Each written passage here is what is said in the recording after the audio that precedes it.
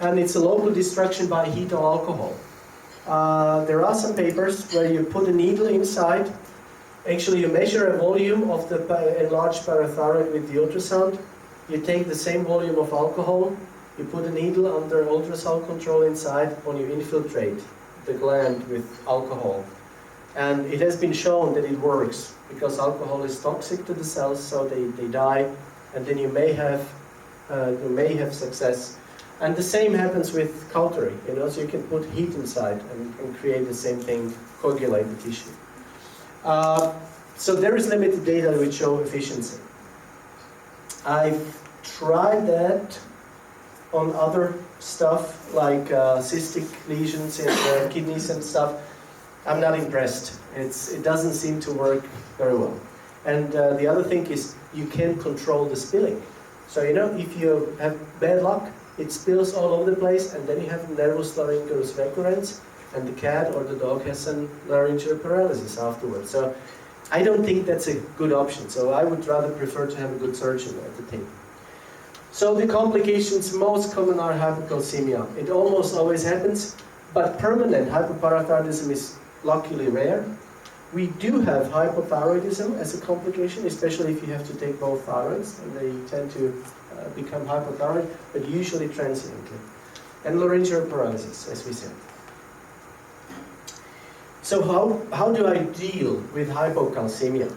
Because hypocalcemia is even worse than hypercalcemia, because it's so clinically intense.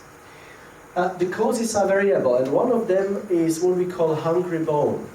The animal has been living with PTH elevation for weeks and months. So all the calcium, we said that before, comes from the bone. So it's depleted. Now if you get rid of the PTH elevation, all calcium goes into the bone. So that's what we call hungry bone. We know that most patients are transient, and they occur within the first 1 or 3 days. So I usually keep the animals for 3 days in hospital, because that's the critical time. And I measure the calcium usually once or twice a day, but I usually depend on clinical signs. And if you want to see, did anybody see hypocalcemia clinically? It's pretty impressive.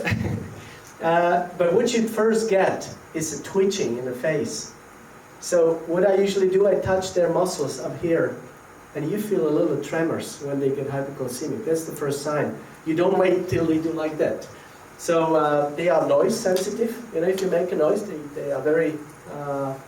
So I usually check for clinical signs and then support the suspicion with measurement. And very rarely it's permanent. So most, they become normal with time. Treat only if animal shows clinical signs. There is no need to treat with calcium-containing drugs if the animal has no clinical problem. I don't care if the calcium is 1.9 or 1.7 if they have no clinical signs. And what is important, and the clinical signs here, twitching, panting, nervousness, increased excitability, sometimes seizures. The problem is if you treat it too proactively, you inhibit the recovery of the remaining parathyroid glands. You need those, if you have an adenoma in one gland, the others will be suppressed and atrophied.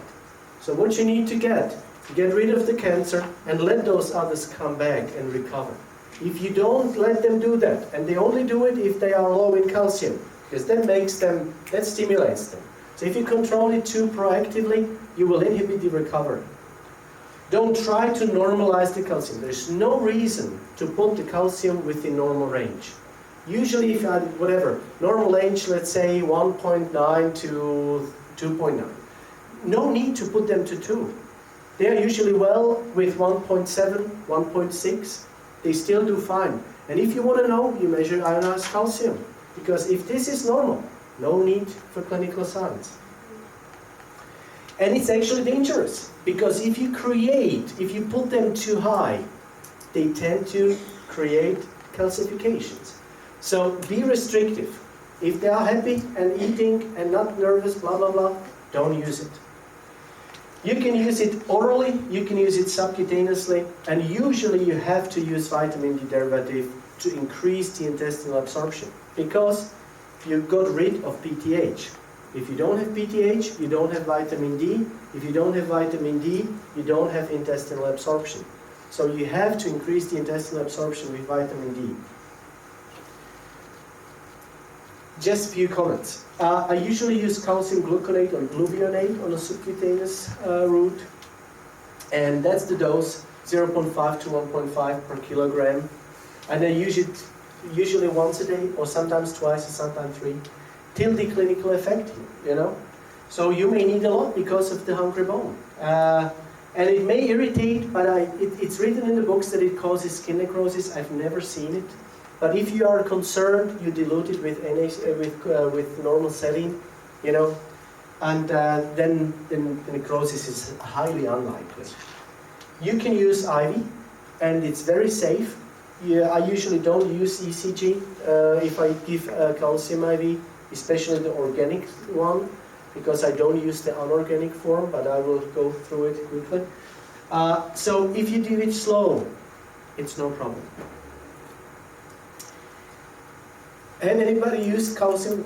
Anybody uses calcium chloride, the unorganic calcium? Don't use it. It's nasty. If you do it paravenously, you get a huge necrosis.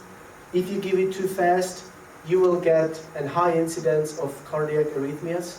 So don't use chloride. It's unnecessary. Use the organic one. The oral route, just real quick, the calcium carbonate is the best, because it has the highest percentage of active calcium. That's the dose, so that's what you can do. And vitamin D, I tend to use calcitriol because it's active drug. They don't have to activate it in the liver and kidneys. So you have an active substance already in work, and they have most rapid onset of action and the shortest duration of effect.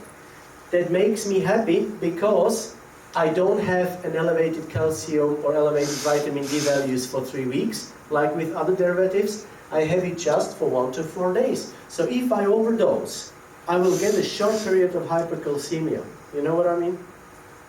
But it's most expensive. And it's capsule form, so that's difficult to deal, you know. But usually you can solve it, you know. Maybe you can ask a pharmacist, you know, to recompound the drug for you. So it's oil-based, so whatever oil they use, you can use it as a drops. There are drops formulations, I believe, at least in Switzerland. So that's the dose. The other stuff, the dihydrotachysterol, vitamin D3 is inactive, so it takes a little longer to get an effect, and it takes also long to get rid of side effects. And it's also rather expensive, that's the dose. And the ergo, so the D2 vitamin, which needs to be activated to D3, and then from D3 to 125 D3. It has very slow onset of action, the longest duration of side effects. Look at that, 18 weeks. I mean, bad luck if you create hypercalcemia and you have it for 18 weeks. I mean, you're stuck in a problem. So it's cheap, but you have a high risk of side effect. That's the dose. So I don't think it's reasonable to use that, but sometimes you have to because the owner just has financial constraints or something. So whenever you approach hypocalcemia, expect hypocalcemia to occur, check for clinical signs, measure calcium. You can expect that at least 3 days after surgery the risk is high. Supplement sub-Q, start calcitriol the day after surgery. In any case, you can stop it as pleased. Add calcium orally if not adequate, and follow up and adjust dosage. So you see here, you can do both ways. You can start with calcium and add the vitamin D3, or the other way around. So it's up to you, whatever you prefer.